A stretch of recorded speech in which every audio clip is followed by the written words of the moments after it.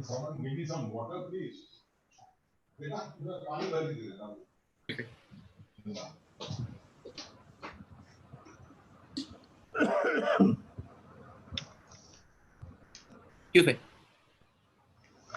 evening and thank you for tuning in to our YouTube discussion. Remember, every day at 8 p.m. we bring together the strongest, most informed voices on the subject to help us understand what's going on and to help us form our opinions in an educated fashion. Today, of course, the biggest discussion in the country right now is the information that we've received that China has pulled back its troops by about 1 kilometer from Galwan Valley. Now, I want to share some stories that have popped up through the day. The first story, of course, came from The Hindu. The Hindu published a story this morning that said the Chinese troops pulled back 2 kilometers from the site of the Galwan Valley clashes. Some tents have been removed at Finger 4, quoting government sources and officials. After that, NDTV has put out a story that says China withdraws its troops by at least 1 kilometer in 3 places in Ladakh, including the tense Galwan River Valley, where 20 soldiers were killed in action in that deadly brawl. The story has also been picked up by other news sources. Just to give you a background of where we are, on Sunday, there was also a story that National Security Advisor Ajit Doval had a conversation on the phone with China's foreign minister. It lasted about 2 hours, and according to the official statement, it was a frank and in-depth exchange of views on the recent developments in the western sector of the Indian-China border. Also, last Friday, there was the surprise visit by the Prime Minister to Ladakh and the statements that he made on that visit. And also, as you have already been informed, there were 3 rounds of talks between the Indian and the Chinese armies on last, which happened on 30th for 12 hours. So here are the questions that we're asking today. Firstly, do we read this pulling back of troops as disengagement? And is this lasting disengagement? Does this mean that the worst is over and things are going to perhaps calm down from now on? That's one of the questions we're going to ask. Secondly, will we see status quo restored in other areas of the line of actual control as well, places like Arunachal Pradesh and Sikkim? Thirdly, has India's strategy worked? Of whatever India has done up till now, since this whole thing began, has that strategy been working? And finally, what impact will this have in a lasting fashion on the India-China relationship? Now, we've put together a fantastic panel of experts, and I'm really pleased to be able to introduce these gentlemen to you this evening. The first of my guests is Admiral Arun Prakash, who's a former Chief of Navy Staff. Admiral, good evening, and thank you for giving us your time. Also, Lieutenant General Ashok H. Mehta, who's a security analyst and has written and spoken a great deal about where things are right now, and also his analysis of security and national security in India. Lieutenant General Hasnain, who is the former Corps Commander in Srinagar, has also joined us, along with Mr. Mohan Guruswamy, who is an economist and an expert on India-China relationships and the economy and the comparison of the economy in the 2 countries, and Professor Shrikanth, Kondapalli, Professor of Chinese Studies at JNU. Gentlemen, good evening, and thank you for joining us. Admiral Prakash, if I may begin with you, good evening to you. Do you see this in your experience as a lasting change? Can we understand from this pulling back of troops, as the newspapers have called it, that this is disengagement now, or the beginning of disengagement?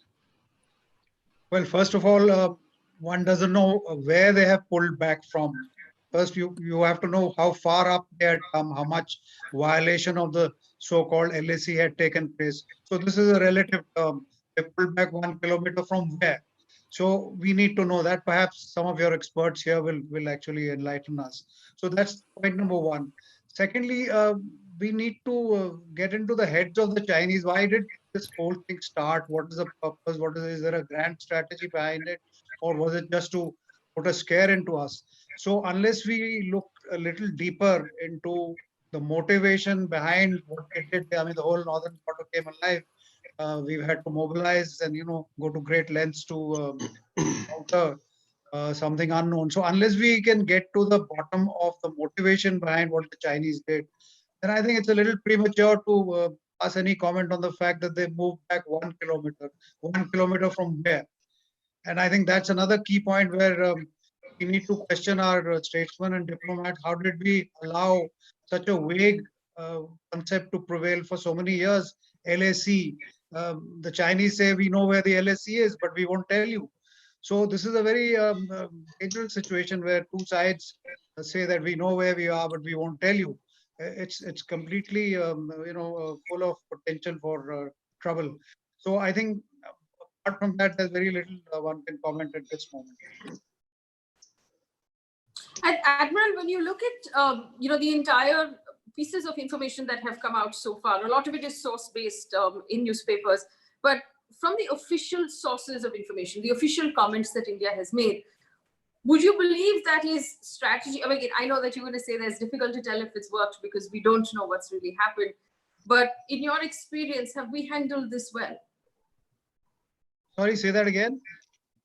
As a country, have we handled the situation well? Well, to the extent that it hasn't blown up, I mean, the situation hasn't flared up into actual full-scale violence.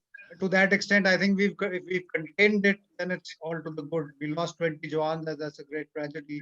But one hears that we gave as good as we got. So the problem was that this was a full-scale confrontation. We had mobilized. They brought up armor, artillery, and everything, and air forces. So the situation was ripe for an explosion to take place. So if that hasn't happened, I think there is cause for satisfaction. If they moved back and we moved back, then you can say the situation has been diffused for the time being. What happens in the long term remains to be seen. And this needs to be hammered out on the negotiating table. And I think there should be a serious and long-term negotiations with the Chinese, because we can't afford to keep doing this every now and then. Right. Let me just bring in the rest of the panel as well. Lieutenant General Hasnain, do you agree that at this point, unless we know exactly what the coordinates of this moving back is, it's difficult to tell whether any of our strategy has been successful? Yes. Let me look at it this way. We've had 3 rounds of military level talks. At the end of 2 rounds at least, there were promises and nothing really materialized after that. After the 3rd round, it was followed up by a visit by the Prime Minister to Leh. So obviously the political pitch went up fairly high. And to that extent, I'll definitely say the messaging, the strategic message was pretty good, pretty strong. The will, the political will which was demonstrated was strong. And but it's not to say that the Chinese have just pulled back. As the Admiral very correctly said, it's just too premature at this time to say that we've been successful in pushing them back, because there's a huge trust deficit. And particularly after 15th, 16th of June, I don't think that trust deficit is going to be retrieved for a very, very long time. And to therefore feel and perceive that what the Chinese have agreed upon, and that too on military level talks, it has really not happened at the diplomatic level, it's not really happened at the political level. Only at the military level to pull back 1 kilometer, etc., is diffusing. It is essentially the term diffusing is the correct term for it.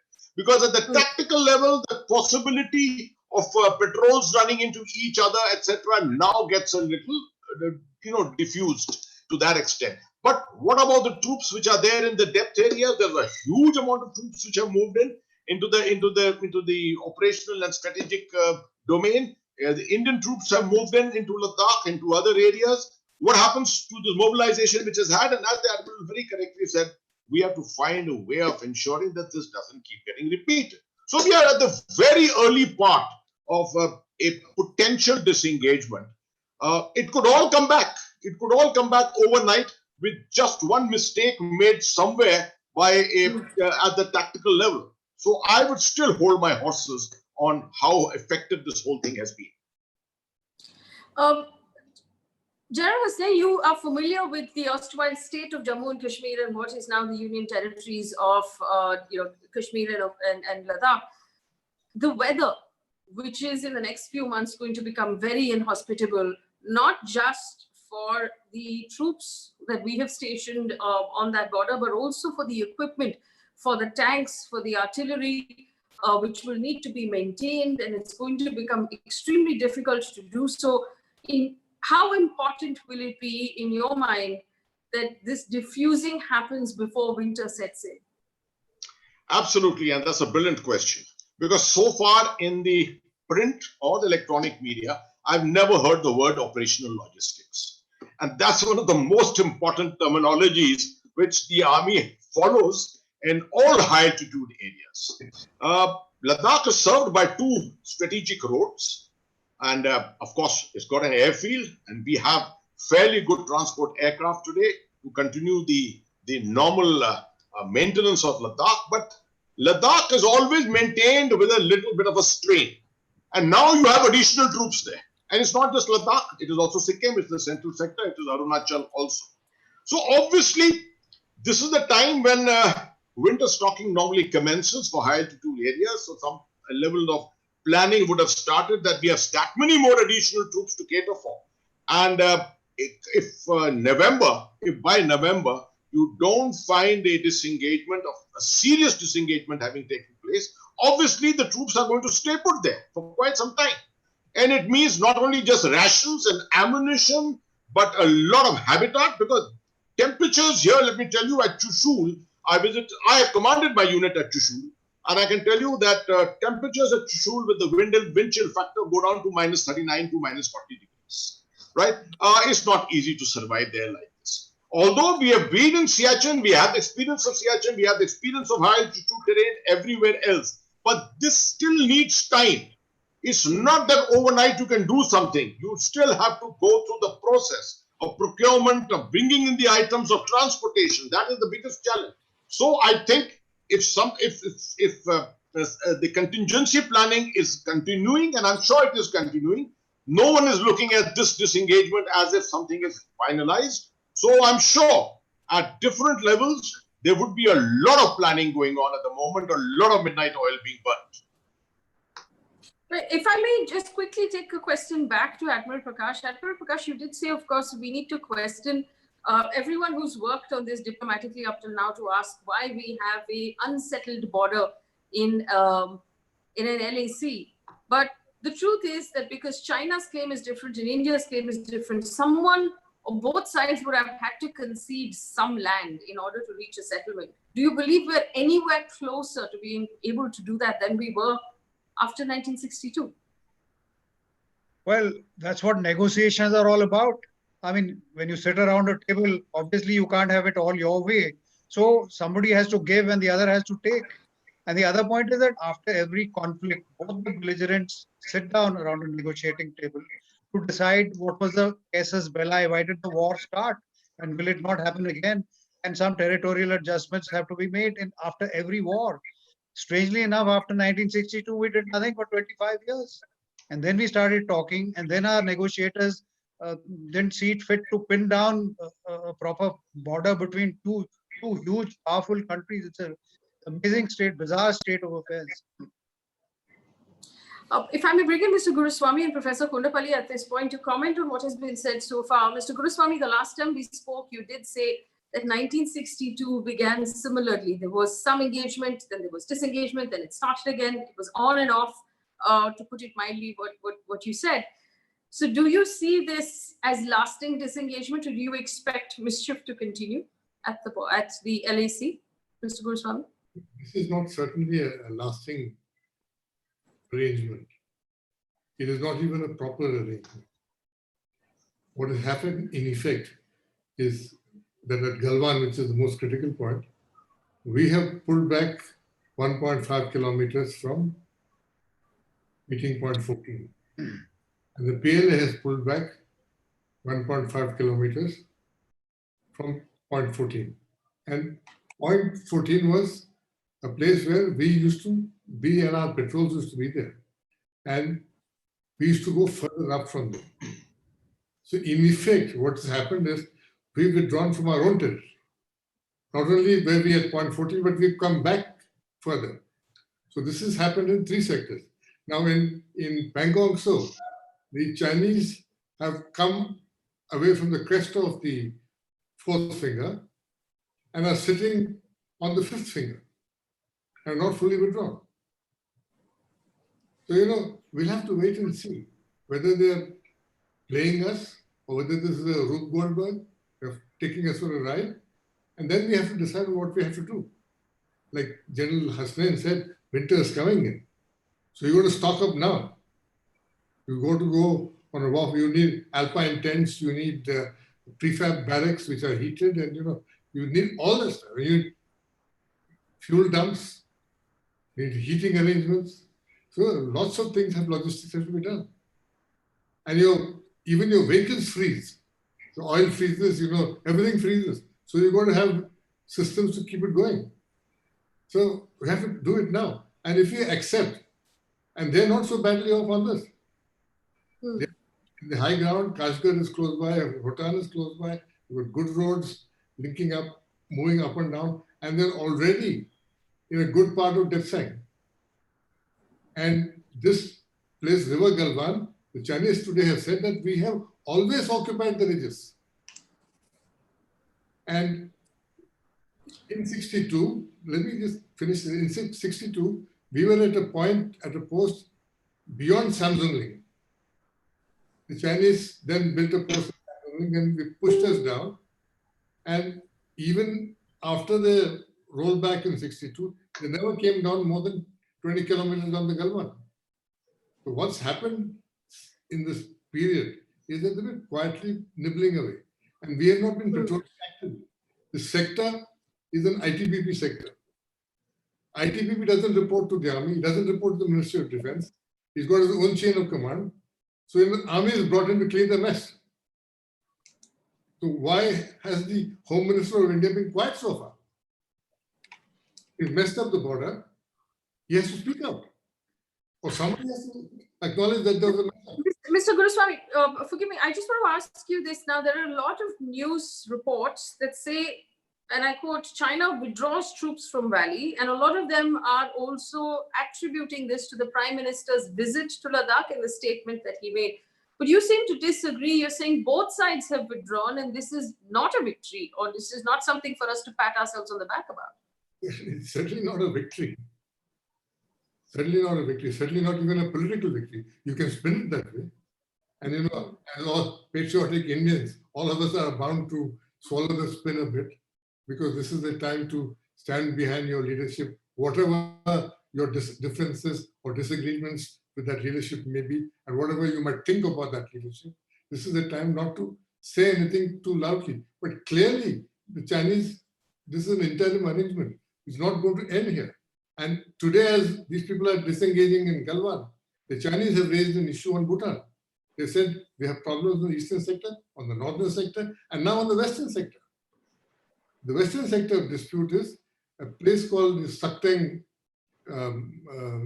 Animal Reserve, Wildlife Reserve, which is below the Tawang Tract. The Chinese are claiming that.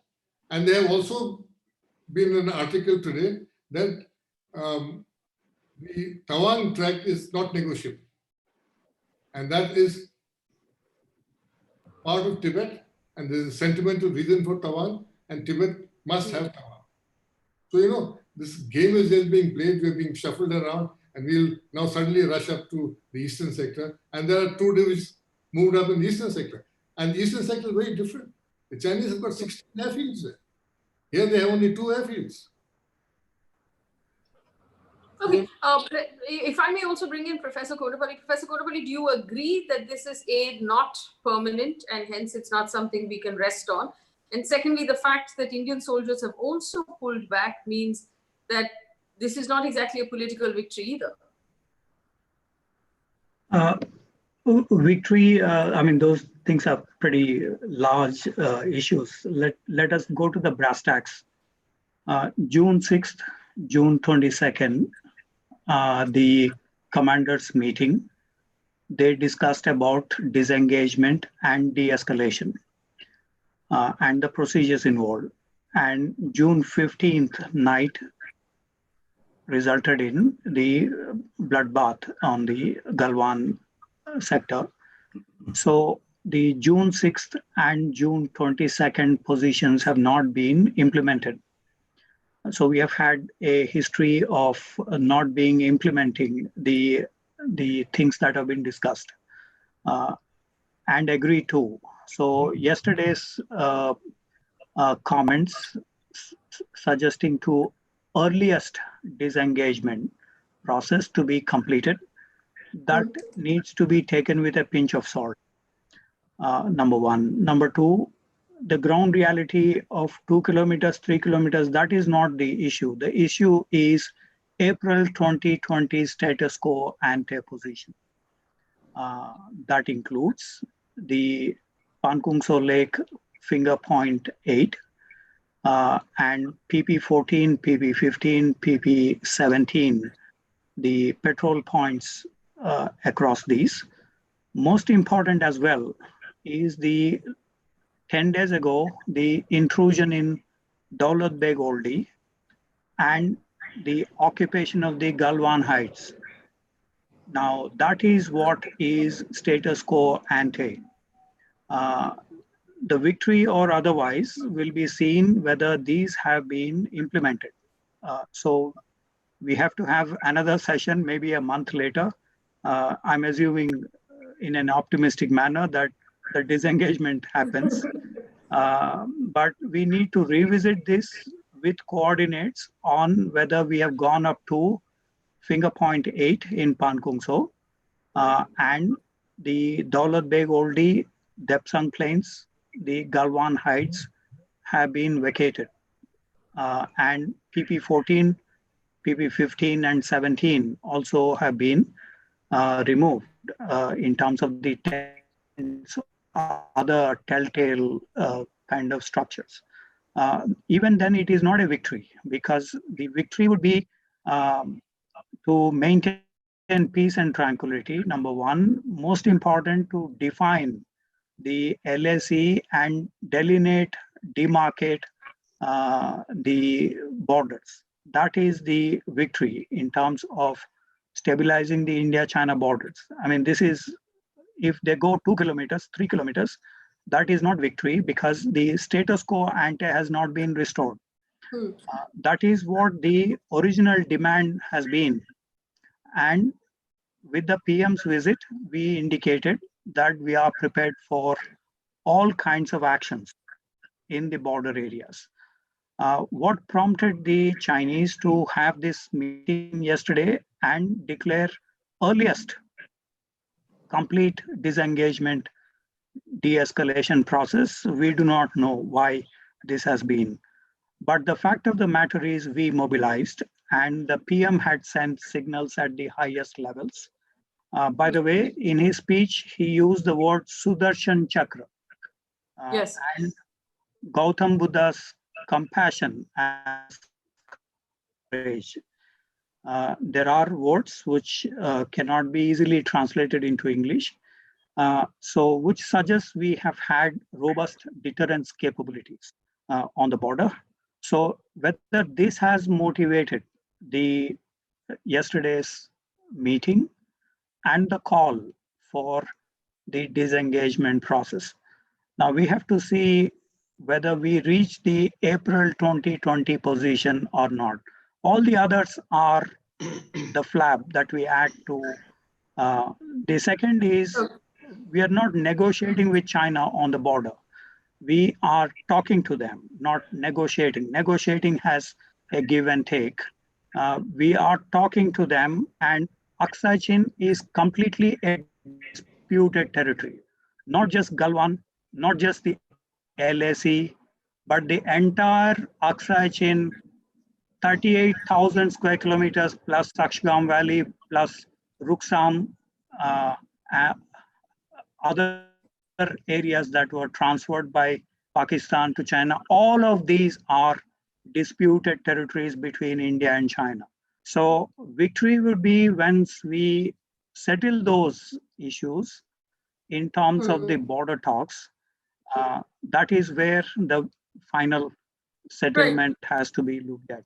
So I don't think these tactical discussions have any meaning in terms of the word victory.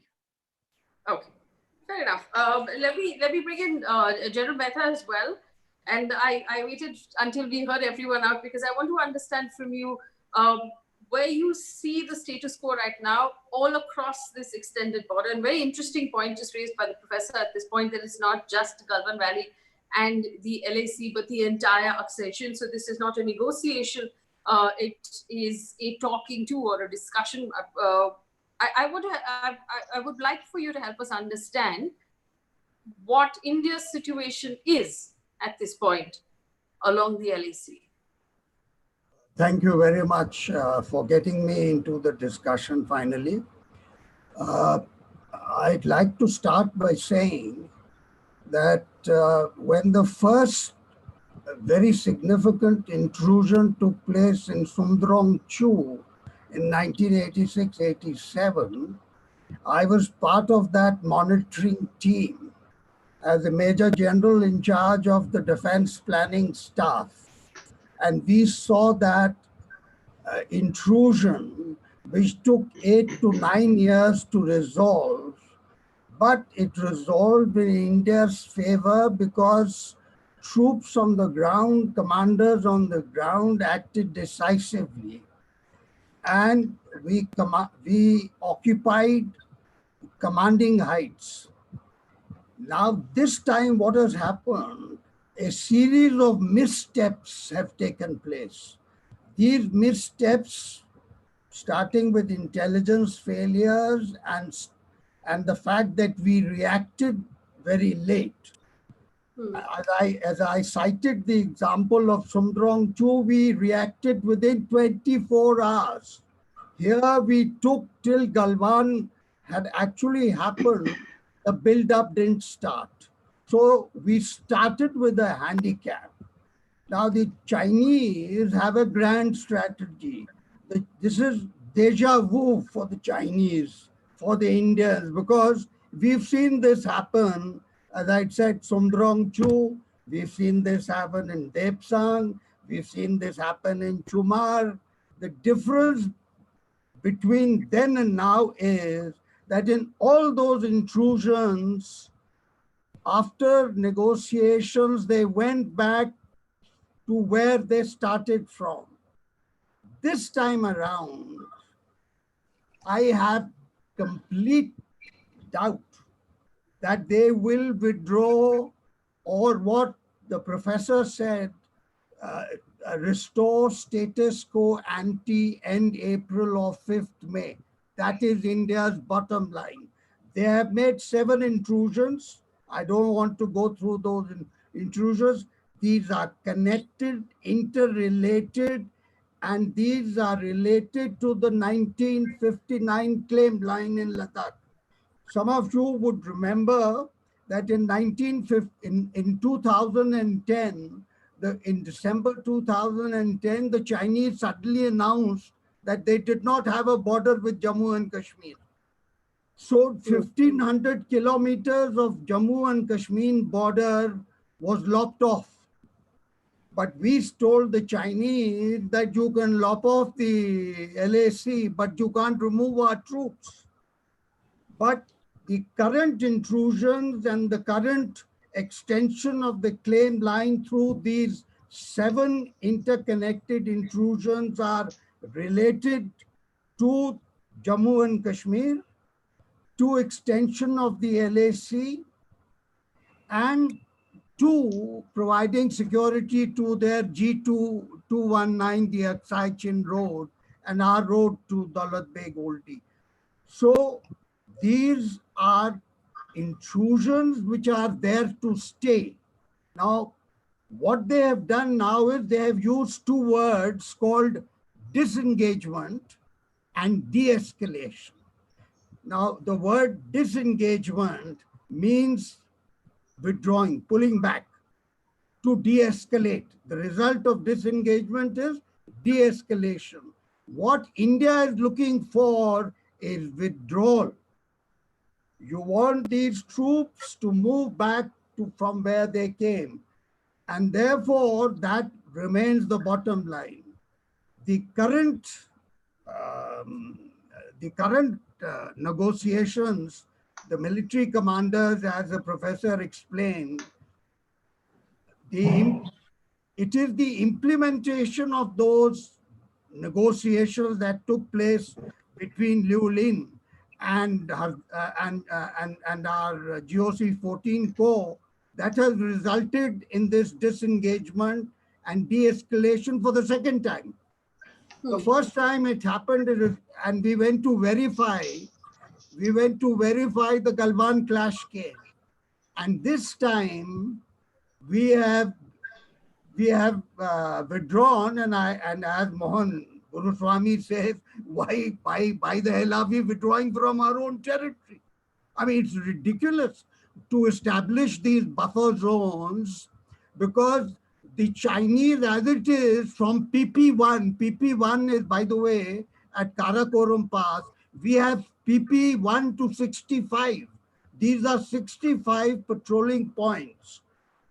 And they have, at all these 7 intrusion points, they have blocked all our patrolling because they have occupied these patrolling points. So not only are we withdrawing from our own territory, we are also being prevented from patrolling, and we are being deluded about the fact that this disengagement has taken place. And lastly, this question about the Prime Minister. The Prime Minister made a very stirring speech of fire and fury like a military commander would before launching his troops into battle. But the consequences of, it is not the consequences of his speech. I mean, that is strategic signaling.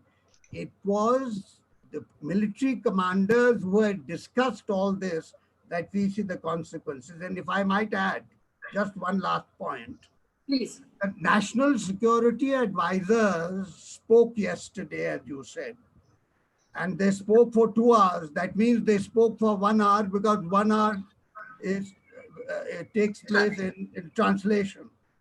Now, if you look at the text of the message that has come from the Ministry of Foreign Affairs in China, it is very interesting. It talks about 2 words, disengagement and de-escalation. It talks about that usual diplomatics of peace, tranquility, etc., which we have been deluded in the past.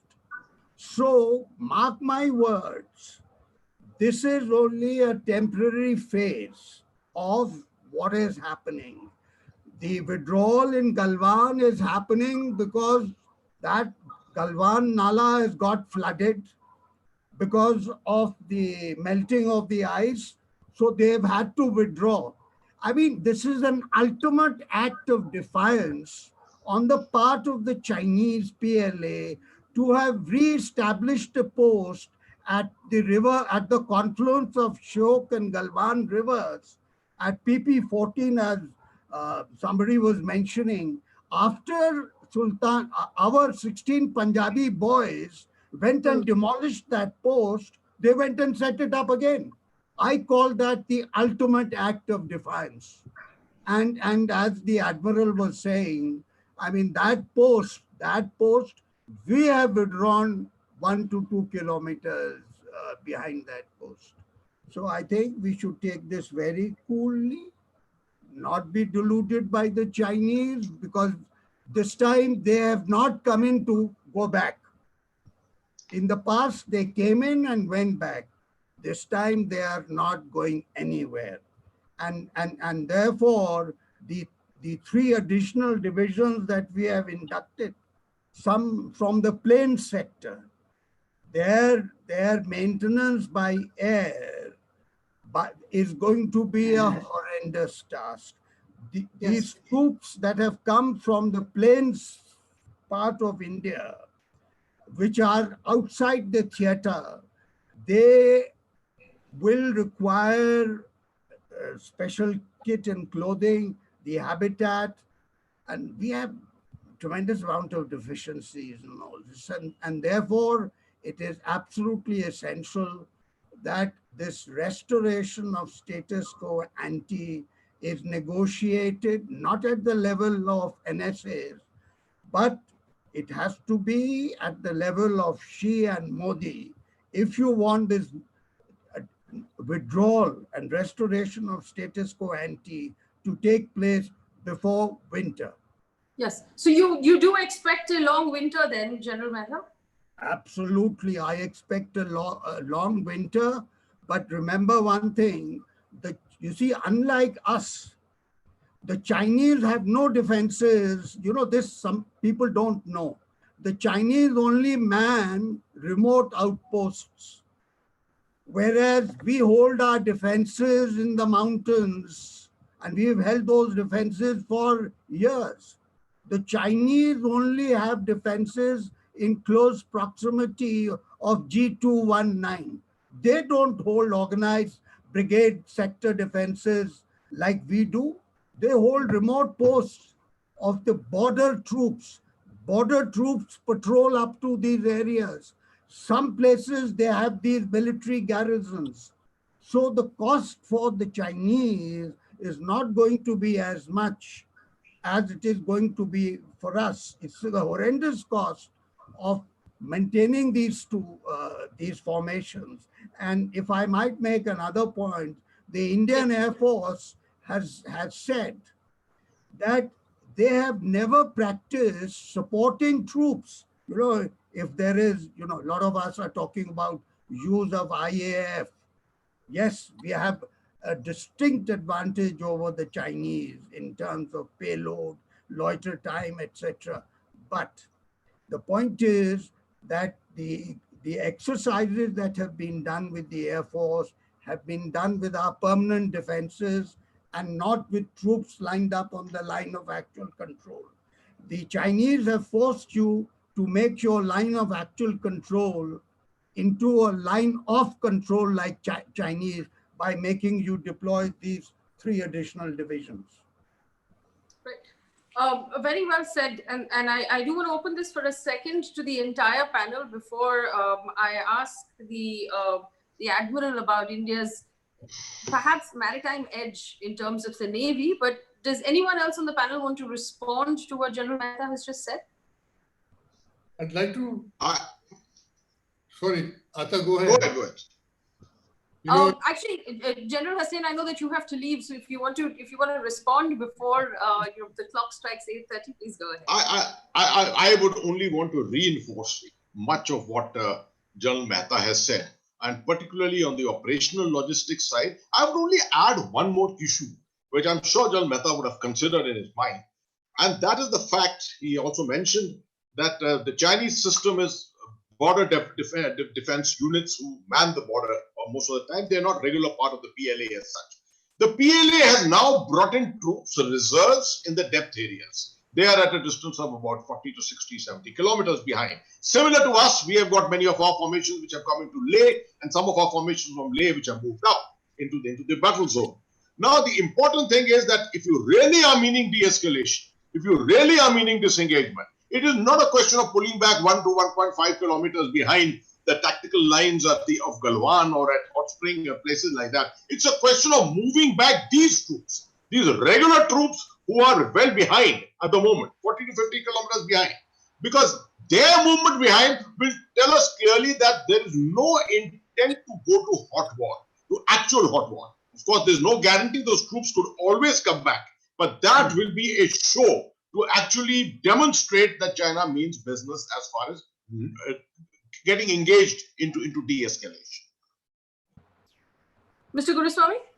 Yeah, I'd like to read out something which Mastertons Order in 1960 to the PLA regarding Galwan is never make any concession. Try your best to avoid bloodshed. Be in interlocking position like dogs eat. Be prepared to be in a state of armed coexistence for a long time. Like dogs teaching their hands on to a bone, won't let it go. So this is what they're doing with us. That same become hordes now. They come somewhere, they hold on to it, and then they don't go. And we've got to call their bluffs this time. If I may then now move this conversation back to the Admiral, enough is being said right now about India's Navy perhaps having the upper hand against China. Would you explain to our audience what that upper hand is and how it comes into play in a situation like this? Well, before I come to this so-called upper hand, I think we need to focus on what's happening. I mean, we are throwing about these around these terms like disengagement, de-escalation, etc. We are just responding to what the Chinese are doing every now and then. But what we need to find out is why are they doing it? Why now? What exactly do they want? So unless we can fathom the long-term Chinese intention, why have they brought things to such a pass that two armies, two of the world's largest armies have had to mobilize, air forces have had to mobilize. So what is it that they want? So once we can figure that out, maybe experts like Professor Kondapalli can enlighten us on that. Then we need to decide: do we want to go to war? Do we want to fight it out, or do we want to negotiate? I think the answer is quite straightforward. You will have to negotiate. Neither country can afford war at this point of time. Actually, if I may just before you move to the maritime advantage, if any, you did talk about how we're reacting a lot to what China is doing, and much of what we've done over the last several decades has been reactive, or it has been reconciliatory in some way. Do you think there is room at some point for India to become proactive or preemptive, or have the ability to make the first move in this relationship? Yeah, but these are linked. Only if we know that they are going to do something can we preempt them. So obviously there's something lacking in our intelligence. I mean, these days there's complete transparency. There are satellites, there are drones, etc. So on every occasion, we've been, so to say, caught by surprise in every instance. So if you're caught by surprise, how can you preempt? So unless you know what's happening, firstly in their minds, then what's happening on the ground, are their troops moving, are they planning to do something, then you can preempt them. But we seem to be lacking in this. We don't have a China strategy. We don't have, I don't know whether we have adequate intelligence, but then we don't analyze it, we don't disseminate it. It's always said we knew they were going to come, but we couldn't tell people enough. So anyway, so only when you know what the Chinese are after and you can get inside their heads, should you come to the negotiating table. Now coming to the Navy, there's been a lot of talk. People have said this is our ace up our sleeves, etc. You have to be realistic about it. It's very well to say that the Indian Navy is stronger. Yes, it is stronger in the Indian Ocean. At our doorstep, certainly we have the advantage because we are operating on exterior lines. For a Chinese warship to reach Cape Comorin will take 10, 12 days, 8,000, 9,000 kilometers. We are talking about our doorstep. The other thing is that China has huge vulnerabilities because their shipping lanes cross right across the Indian Ocean. Again, 8 to 9,000 kilometers and many days of sailing. So should we decide that we want another negotiating lever, then it's time to think of what the Navy can do. But here again, we must come down to earth. This is peacetime. And on the high seas, the law of the seas does not permit you to interfere with anyone's shipping. So if you do that, you can certainly bring pressure. You can board a Chinese flag merchant ship. You can say, we want to inspect you. We are suspicious of what your cargo you're carrying, etc. But it may not be legal. But here the counter is that has China been always on the side of the law? In South China Sea, they've done just about what they wanted to do. They've totally treated with disdain the verdict of the International Court of Arbitration. What they are doing on our borders on the LSE is not legal. I mean, they're transgressing, they're killing our soldiers. So this has to be carefully thought through, that if you're going to go to the negotiating table, you must go with a whole battery of options, which will include the Tibetan government in exile, our economic relationship, trade, and of course the maritime linkage, that you have sea lanes of communication on which your industry and your economy depends. And there are choke points, there are places like Malacca Straits, the Andaman Islands, where we can bring pressure on you. We can disrupt your oil and natural gas and raw materials, and that will certainly jolt the Chinese economy. Now, this is a card that has to be played very carefully and not overplayed, because it can work both ways. If we can interfere with their shipping, they can interfere with ours. And then finally, if we are even thinking of something like that, we need to rustle up some kind of a coalition to back us up. And the Quad is one possibility. Quad plus some ASEAN countries who've been troubled by China. We can muster them and say, all right, this is the time to make a stand. Let's do some exercises and just send a message. This is more about signaling and messaging than about actually capturing or sinking ships. Admiral, you did talk about how what has happened in Galwan Valley is illegal in an international point of view. But again, when we talk about the fact that that border is unsettled, and so there's a claim of, no, this is my line, this is your line, China violating its own claim line at this point. Some gray area of what we have said as a country on whether or not there was an incursion or a transgression. We rolled that back, we clarified that a couple of times. Does that make our ability to sort this out more difficult? Yes, of course it does. And so I must go back to what I said at the beginning, that it's a very strange situation that there are two giant countries which have not been able to settle, come to an understanding about a border mutually. And as the professor pointed out, Aksai Chin is already in their occupation, and that's taking a claim to another huge chunk of our territory, 84,000 square kilometers. So it's too late already. We should have sat down and hammered it out and told the whole world that here we want to sit down with China and sort out these issues, and they are not willing to do so. So there are ways of pinning them down, and I think that should be the first order of priority, that you delineate, you come to an understanding, delineate, and draw it on a map, and then you can have a proper relationship. Otherwise, they will keep us dangling and do arbitrary things whenever they feel like. And we will just keep reacting and wasting our time and resources and lives on chasing a mirage. General Hasnain, I want your response on this as well. The possibility of India becoming proactive or preemptive in this relationship, especially given what has happened in Galwan Valley and over the last 2 weeks. What impact will this have on our long-term relationship with China? Has that changed now from what it was maybe in March? There is no doubt about it that, as the Admiral very correctly said, we need to clearly assess, first of all, what was the intent that China had in carrying out what it did in all along since 5th of May. To my mind, I was reasonably clear that China was actually exploiting an opportunity. It was looking at the post-COVID-19 world, the way it was setting out, and it was probably perceiving the weakening of the United States, the weakening of Europe, and looking for its opportunities to play out its narratives. And this was almost like a testing ground. There was the added aspect of Pakistan, Gilgit-Baltistan, the Belt and Road Initiative, which by China may have perceived at that time as endangered by India's intent on Gilgit-Baltistan. With all this at the backdrop, if this was true, there is no doubt that just a pullback and just a disengagement is not going to resolve anything with China. And if you ask me, it's going to get worse. So this may just be a very tactical kind of a disengagement which China is doing, prepared to come back at a certain other time. And that is why I feel that our powder keg has to be kept dry. And that basically translates into enhanced capability.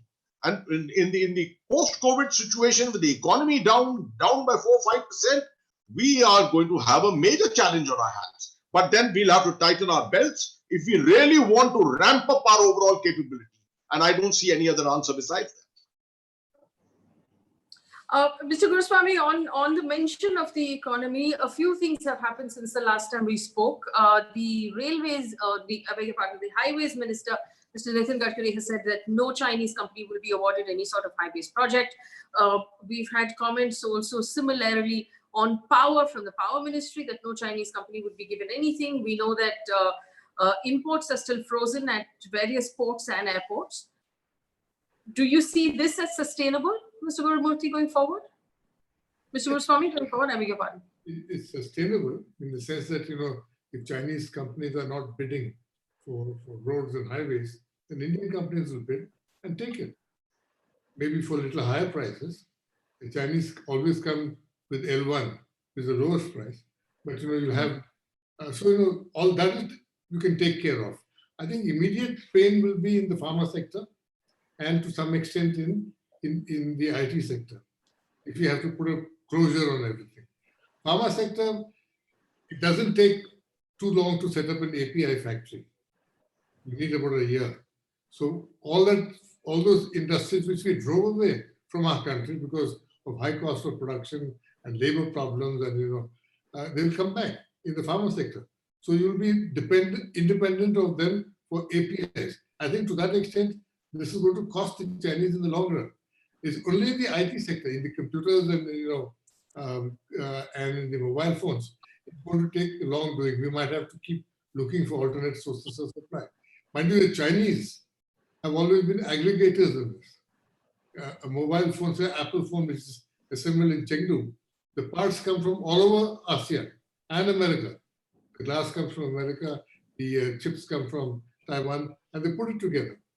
Now, we can source directly also, except that, smartphones, today I was seeing somewhere that Chinese are selling smartphones for 4,000 rupees. You might have to get ready to pay 6,000, 8,000 rupees for smartphones. But it can be done if you go on a war footing.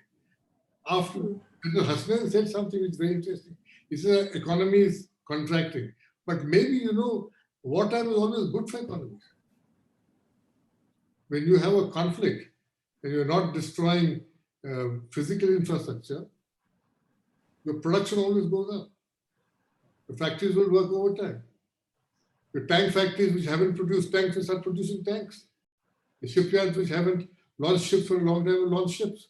Because then become national priorities. And a wartime economy is good. It is a very good way of getting out of a hole. So I wouldn't be too concerned about that. Maybe they're doing us a favor by drawing us into a conflict. But if we get onto a wartime mode now, we might be able to make some benefits out of this. Warmonger. I'm just saying, it's not that I want a war or anything, but I'm just, look at the United States. The economy is sustained because of the military. The Chinese economy is sustained because of the military. But Mr. Guruswamy, we don't manufacture any of the weapons of war in our country. We have to buy them. That's actually detrimental, isn't it? Mostly you'll do it. What is the big thing in making a tank? Today the army keeps saying that, this is too wrong, this is wrong, that is wrong. Tomorrow they'll fight with whatever they get. What's wrong with the light combat aircraft? All right, let me open this up. This is an interesting point. And I can see everyone smiling. Let me open this up to anyone who wants to respond. General Mehta, I saw you react. Do you also believe that Mr. Guruswamy is being a warmonger? He needs to calm down. I think it is indiscreet, and we should not talk about war because we are not in a position to fight a war with China. I mean, if you just the one big crib I have against Modi's grand speech at Nemo is when he talked about defense modernization. I think that is one area where this government, despite all the OROP, National War Memorial on the defense, it has never gone beyond 1.6%, the lowest allocation of defense under a BJP government. So, and you look at the inventories, I mean, the figures are out, how short we are to fight an intense war, even a local conflict. I would say this is not the time. If we had the resources, if we had built up, we have been obsessed with Pakistan. We have been fixated with Pakistan. And as a member of the defense planning staff, way back in 1986 to 89, we had advocated two things. One was increasing resources for the Indian Navy. The Admiral has spoken about what the Indian Navy can do. It could have done a great deal more if the Indian Navy was given a higher percentage of the defense pie. It wasn't, but it was given much higher than what it was getting in 1986, 87. And the second point I want to make is that looking beyond the LAC, in 2007, Chinese President Hu Jintao, while addressing communist cadres, talked about the Malacca dilemma. The Admiral has spoken about this. The Chinese are very worried about their choke points. And that is why they are working on the China-Pakistan economic corridor, a corridor through Burma, and because they are extremely worried about this. And our work we have done in the Andaman and Nicobar chain of islands, like on the Campbell Island, we have INS Bars. INS Bars has got a airfield or airstrip which is 3,000 feet. If it is extended to 10,000 feet, our jets will be across over Malacca Straits in a jiffy. But we are not prepared for that. We are only talking about all this. We are very good at talking that China is our main adversary. But what have we done? We are always using the word catch up, infrastructure catch up, hard power catch up. So how long will we do this catch up? So therefore, my advice is let us get an honorable settlement with the Chinese and get them to restore status quo ante. In the meantime, all this catch up conversation that goes on, the government must put the money where it is needed. General Mehta, you mentioned Pakistan, and I just last week did a conversation with Ambassador Nirupama Rao, who said, and I quote, a two-front conflict is staring us in the face because she believes that there was maybe an excess of coordination between Pakistan and China. Do you agree? No, I don't. Absolutely not. I do not agree, because if you read the Pakistani press, if you interact with some Pakistani officers and scholars, you will find that the Pakistani, you know, this 20,000 troops that people are reporting in Gilgit-Baltistan, they are going to have elections next month in Gilgit-Baltistan. So a large portion of those troops have been sent there for the elections, plus also for security in case something goes wrong. I am absolutely certain that the Chinese, I beg your pardon, that the Pakistanis are not going to take an advantage of the situation right now, because nothing is happening. It's no war, no peace. And they cannot, as it is, we are pounding them on the line of control. And the Chinese are worried, and this is coming from a very senior ISI General Asad Durrani, who's written an article that the Pakistani military is worried that India may attack Pakistan, because in order to save face of what has happened in Ladakh. Now, this is the Pakistani General Asad Durrani, DG ISI. He's making that statement, and this Aisha Siddiqa's article is out there today. So it's Pakistanis who are worried about what India can do. And therefore, I do not believe that a two-front war, no. Two wars on two different fronts. Two wars. And we have always believed that one war will be neutralized through diplomatic means, because we do not have the capability to fight two wars. A two-front war and two wars is totally different. And we have, so when you say a two-front war, I do not believe it is possible today. If you talk about two wars, it is not likely, because we are not fighting a war with China. And we are not likely to fight a war with China. It will be absurd to think about a war with China. And therefore, both sides need a face saving. The Chinese more than the Indians, because they are the first movers. They have made the 7 intrusions. How do they pull back? What will they tell their people in Beijing and other places? That why did we go in at 7 places? Yes. And then we have just quietly pulled back? Yes. In fact, let me just bring in Professor Kondapalli. Do you agree, Professor, that at this point, like General Mehta said, we need to find a way to diffuse this situation because we cannot afford a war? Well, afford a war, that's left to the political leadership and the basic infrastructure and other things. The political leadership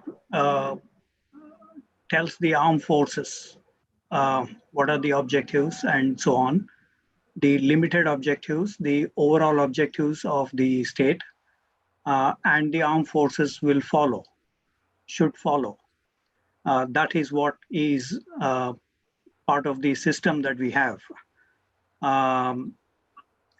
If the limited objective is to vacate the Galwan Valley, if the limited objective is to go back to April 2020, then that has to be ensured. That's a political will that has to be ensured. So the armed forces will have to, I mean, the Prime Minister made that comment after the all-party meeting that the armed forces are given a free hand to decide, to implement operational aspects. He did mention after the all-party meeting.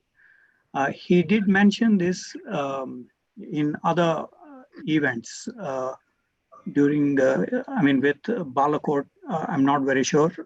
Yes, during the Balakot incident. So it's between the political leadership directives to the military to follow ABCD objectives, and the armed forces are supposed to follow those. So whether we are prepared for a war against China or with Pakistan, the political leadership has to, give a signal, and it has given a signal on this. Where do you get your operational readiness and your requirement when Field Marshal Manekshaw was offered the same by the then Prime Minister Indira Gandhi? He said, I need 3 months to get this done. And he had done the job, right? So, probably the armed forces must have given ABCD, and that must have been approved. So whether we're going to war with China or with Pakistan or with somebody else, that is the political leadership in all its wisdom will make it to the armed forces, number one. Number two, in terms of, so if you do not have the infrastructure, the other capabilities, once K. Subramaniam argued, if you do not have the required missile systems, then we will use the bullock cart to throw the nuclear bomb on the adversary. So that is what was the decision was. So the objective is ABCD, and those need to be fulfilled by the military components. So that is one. The second is, in terms of two-front war, of course, as you see the armed forces disposition, it is more in defensive formations. The strike corps could have given us an offensive orientation. But since the strike corps has not yet been completed, so we are in a defensive mode. So two-front war is in a defensive mode, more offensive towards Pakistan, more defensive towards China. But I wanted to remind that since 2009, all army chiefs, General Deepak Kapoor onwards, all army chiefs have publicly stated that they are prepared for a two-front war, not just two-front war, but under nuclear threshold. This is a public statement given by the army chiefs. So I would assume that we are prepared. Okay, let me actually, on that point, let me go back to the Admiral. It's undoubtedly always been the case that our armed forces have been ready to do whatever is needed and do whatever they must in whatever circumstance, whether or not they have enough time to be ready or whether or not we have enough equipment and enough funding But when it comes to questions of bombs from bullock carts, should we have to, Admiral? And what would your rating be right now of our, of our funding, of our readiness, of the support, political and financial, that our armed forces have been receiving? Well, I think it's all right for us sitting at home to make rhetorical statements like this to say that we are prepared to do whatever the government orders us. But we don't have to go back to Clausewitz to remind ourselves that war is a political action. It's a continuation of politics. So the politician must decide what kind of war he wants to be fought. What is the end result of that war that he wants, which has never been done so far. So it is the politician who has to decide. And then he has to consult the soldier and find out, have we equipped ourselves to attain the political objectives that he's setting? So have we raised an army of the kind that can go and conquer vast territories and come back? So I think we should keep our feet firmly on the ground. And this is not the time for us to pick holes in our own organization, but the very fact the defense minister has rushed to Moscow to buy 20-30 fighter aircraft. I mean, they'll not come in the next 2-3 years, but it doesn't send a very reassuring signal. So I think Professor Kondapalli can very well say that army chiefs have been, perhaps they've been saying things to keep the morale of their troops up. But we know very well that the budgets have been going down. And there are two major lacunae. One is that our procurement process is so rotten that it doesn't take anything less than 10 to 15 years to buy even a bullet or a carbine for the army. And secondly, despite all the slogans that we've been putting out, we have not moved an inch forward in defense production. So now is the time, with the Prime Minister's inspiring slogan of Atmanirbharta. I think if tomorrow we constitute a Ministry of Defense Production and put a full-time cabinet minister in charge, not a politician, somebody who knows about industry and production, and start as of tomorrow, maybe in 50 years, we will be able to take on China and Pakistan put together. But not till then. We are so dependent on import for every single item of armament. We shouldn't go around, boasting about our prowess. Very well said. Mr. Guruswamy, one last question to you, because it's just come in from Dips, who says, can we hope to solve the border issue during the times of Modi and Xi Jinping? Because both of them are extremely nationalist leaders who have galleries back home that they need to please. There are certain tones that the both of them use. They're seen as very domestically strong. Is it likely that a conversation that involves conceding on both sides might happen at these times? I think neither of them can solve this problem, because the leadership styles now, because of the expansion of social media, the expansion of literate populations itself, has made decision-making very collegial, forced it on you. So, the days of the emperor, Mao or Jawaharlal Nehru sitting and already passing diktats, gone. Even Nehru couldn't pass diktats, let alone Modi. If Modi says tomorrow, the Chinese keep saying that, you make concessions in the East, we'll make concessions to you in the West.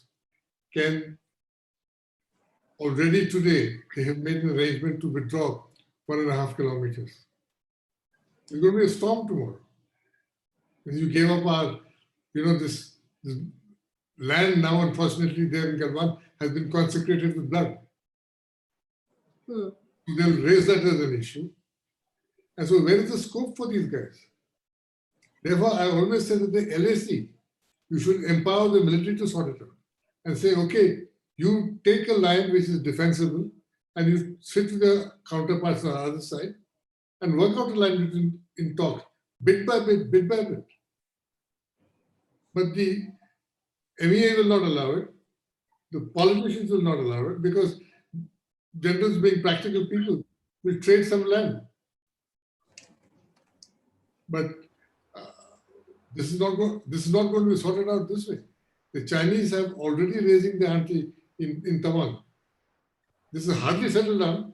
Therefore, I'm seeing a repeat of 62 in two phases.